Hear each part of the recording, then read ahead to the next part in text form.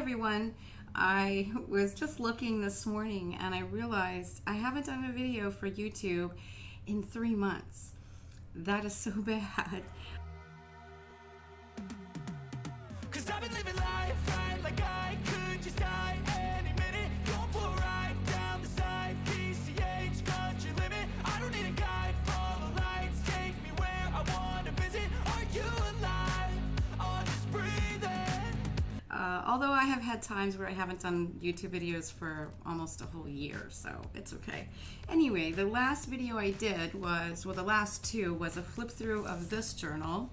And then I did a video where I deconstructed my Dylusions journal. I actually have two of these, and I'm working in them simultaneously because the whole drying time thing, like the other one right now is currently with wet paint drying, so I can't even show you that one.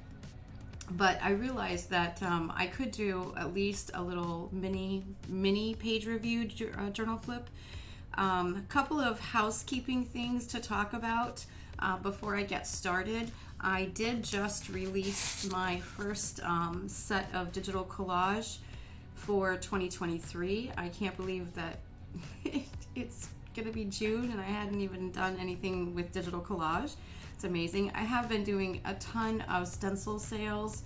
I released a whole bunch of new stencils and it has kept me extremely busy getting new stencil orders out.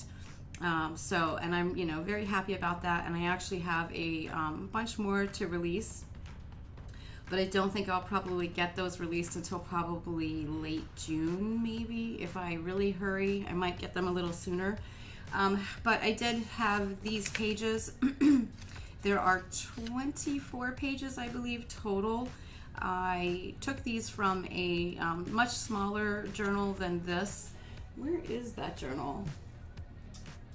I don't know. I think I put it away already. But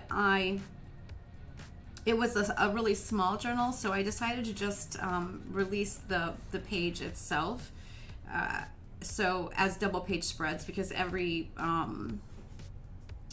journal page in there is, I can do that. Sometimes I can't do that. And sometimes, and this one I maybe could have tried to break them into larger so that they were 8 by 10. Someone did ask me about that, but honestly at the time I just really felt the desire to release them in this way. And this is the first time I've done this. Usually I do just release it as a portrait size 8 by 10 per page, but I just wanted to do it, I really wanted to do it this way. I wanted it to look like it was a journal. So anyway, I'm going to be doing a video with these probably in the next week or so. Okay, so I thought I would do a flip through of the first one. Now, my last video I showed how I took this out of the cover, and the covers were glued down even more this time than they have been in the past. Usually in the past I can kind of slide a razor blade or something under there and sort of just cut the glue away. This time I could not do that. I ended up having to cut the back cover off entirely. So this is a new piece. It's just an old painting that I never sold. So when I have those, I tend to cut them up and sell them as part of scrappy packs on my Etsy. I don't have any right now, but that is typically what I do with them. But I took this one out of the pile and I attached it as the back cover. So let's do a quick little flip. There's not a lot in here. I have been working much more slowly than I normally do. Not to say that the quality of the work is any better or anything like that. I have been going through things. I don't know, like I've been going through something. No, I think we all have, right? I think we all have since like 2020. Everything has just been like insane, ridiculous. But I've been going through some stuff, no? So I've been actually doing more writing type of journaling than I have been doing art and working stuff out in my head. So as we all do, right? At some point. Okay, so this, I started in February of 2023, and I have been, like I said, working simultaneously in 2 of these. They're the exact same size and everything. I deconstructed them both. Like I said, it's right here, but I can't flip through it because everything is wet on this page right now. I'll try to do a little mini page review flip for you later. This again is another old painting that I decided not to sell.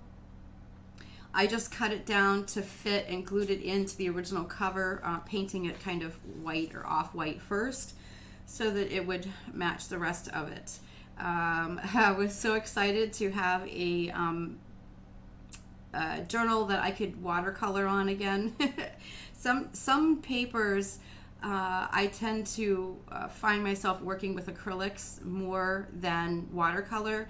Other papers take watercolor reasonably well. This paper is okay. I do have to say there's something on this paper. I don't know if it's that there's a coating on it, if it's just the way the paper itself is processed, but I have noticed things want to bead up off of this paper a lot more than I remember in the past. Now, I might be confusing my file folder journals with the Dylusions journals, and that's why I think that. I did go back and look at my previous Dylusions journals, and I did find that I did a lot more acrylic work in them than I did watercolor. So maybe I'm just having that sort of fond remembrance that watercolor was so great on this paper.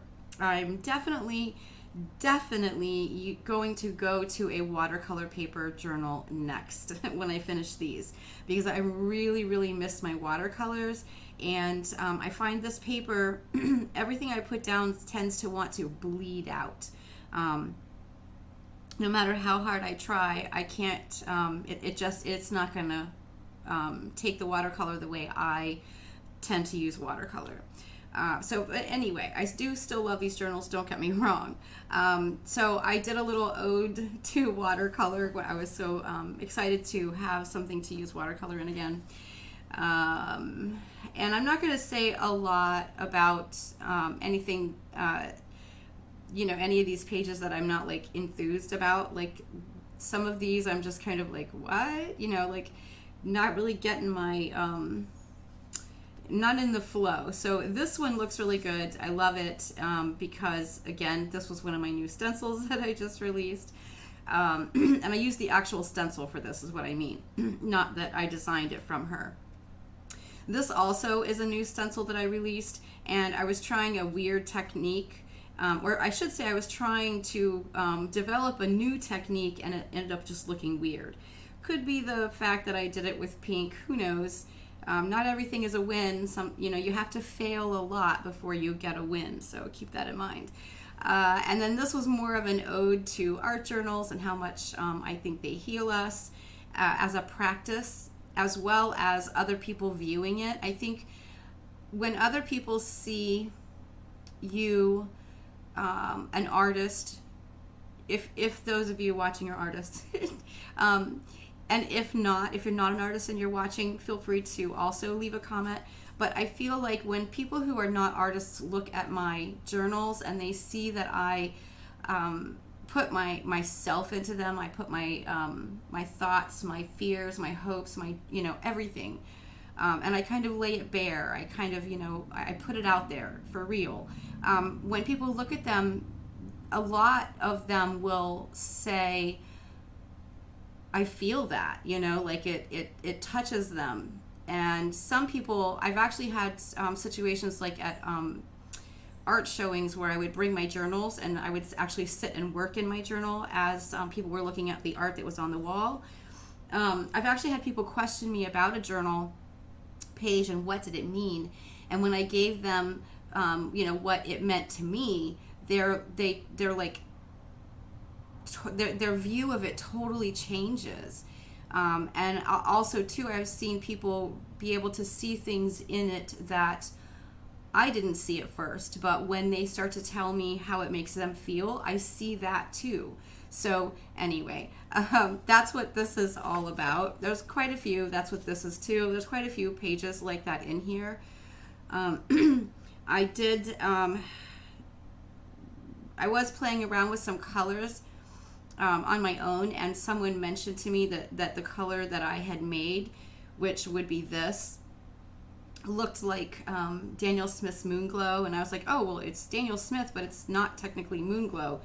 It was a combination of other colors, and so here I was just kind of demonstrating, how you can make something that looks like Moonglow, but with other colors. My cat passed away in May. She was 18 years old, and so this is a little page when I was really sad about her. This was a weird page because I do often when I'm not, these were not recorded for lessons of any kind. I wasn't even teaching at all at this point. And I often, when I know that I'm just doing my own thing and I don't have a camera on looking at it, I will try weird things. I will try stuff that I have no idea if it's going to work or not. That's kind of what this page was. And although ultimately I like the face, I hate the rest of the page. Like, it just didn't quite work out. And and things, not everything works, right? Especially not the first time you're trying to do it. I did enjoy this page. This was a combination though of acrylic, gouache, and inks. And again, I am struggling with watercolors with this paper. So I'm not surprised that the pages that I really like are the pages where I reverted back to like acrylic and gouache in order to achieve what the look and feel that I want it to have. This one, I really liked it. I was again trying to do a completely different technique than I normally do. Unfortunately, I got black all over here, and I haven't felt like going back and fixing it. Don't care. Like, it's fine that it's there, I guess. In my head. But again, this is also all pretty much acrylic and colored pencil and ink pen for this one. You're going to hear this a lot, I think, and this may be why I'm not creating as much as I normally do, because again, this was something new I was trying.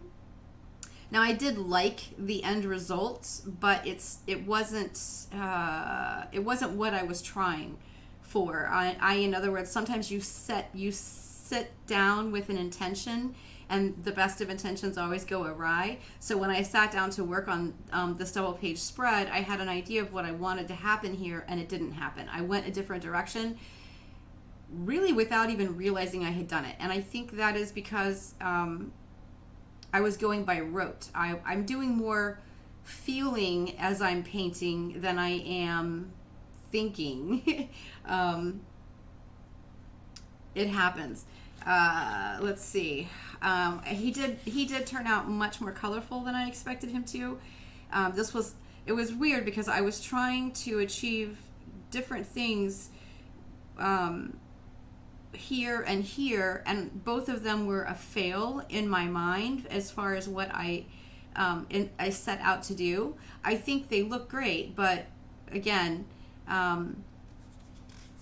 it's not that I think the pages are a fail, just that I was trying to develop a new technique and it didn't work.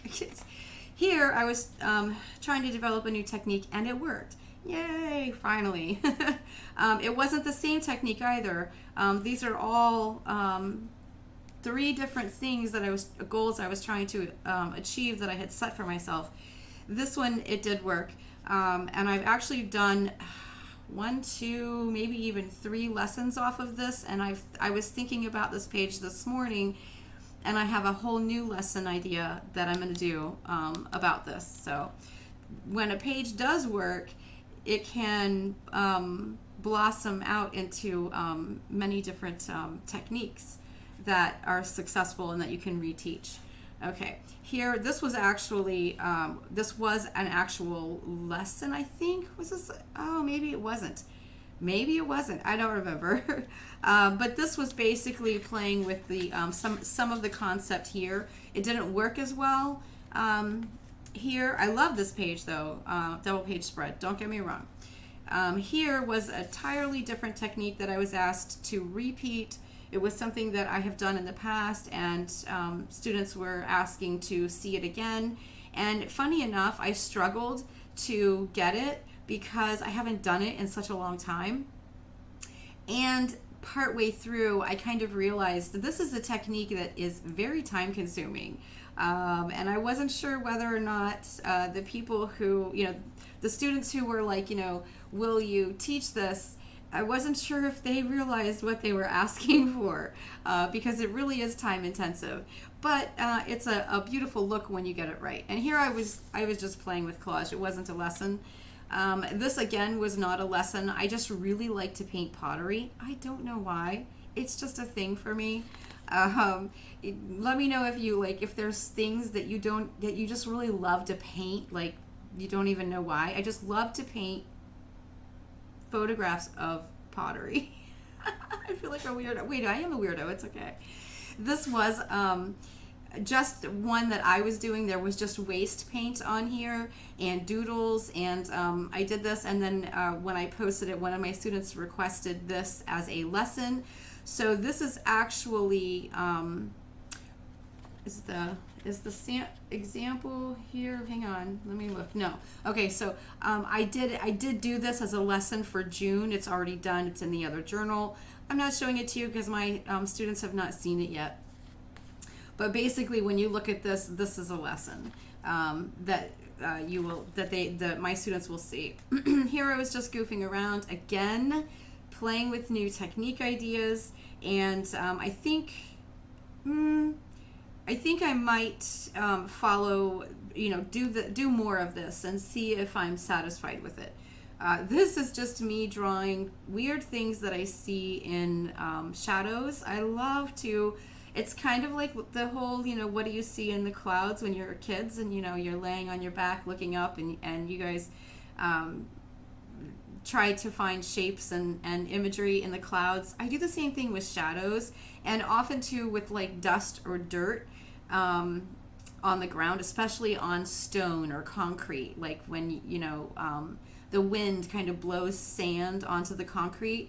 I can see so many things there. Anyway, that's just me following that up and playing with that because I had decided that I was going to draw more of the things that I see. This was a lesson for my students, and this too was a lesson for my students.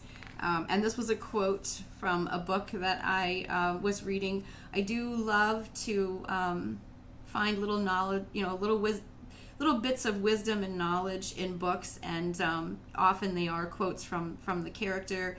Clearly they're from the author. And the author's point of view of the character. Yeah, anyway. I like to write them down when I think that they really are spot on or they hit something, and this one was about journaling. And I fully agree with it. Okay, last 2 pages in this journal. This was primarily, watercolor and gouache and Neocolor 2. I only used the Neocolor 2 for the background. I used watercolor and gouache for the rest of it. Oh no, and this is Neocolor 2 here. And yes, this one was no, it was not a lesson. I don't think most of these were not lessons, but anyway, a lot of them were just me being me. This one, she went through a lot of stages before I was really satisfied with her. She's kind of a take on this one in a way. It's the same kind of process, but I took it in entirely different direction here. But I really enjoyed working on it, and I taught myself something new. Other people may know it. It's just new to me. But I had gouache in this original background. And I decided to put the lines on it, and then I decided I wanted to write something on it, and I was going to take a brush and wet the area and add more gouache. And as I was wetting the area, I realized it was it was re-wetting the underlying gouache layer, and the pencil just erases. Like, it's a beautiful thing. So I actually just used the space that I was going to write something else in and just wrote about that. But it's a good way to help me remember that if you want to do things like, patterning or stuff like that, you can, fade it or, in some way affect it just by adding water. And, just to kind of like demonstrate, because, hey, I'm a teacher at heart, right? I can just fade those pencil lines right away, because this whole thing has an under layer of gouache.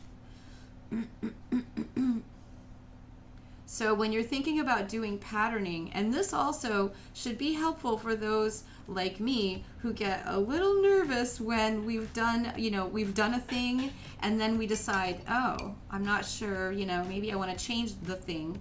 And then you're like, oh, I can't change the thing. Darn it, I've put these lines on there, now I'm stuck with them. And, with acrylics, you have to paint over everything. And it's kind of the same thing, really, but now I have an avenue where I can put pencil down and know that I can subtly or boldly, I can really kind of play with getting rid of it without having to introduce acrylic into my process.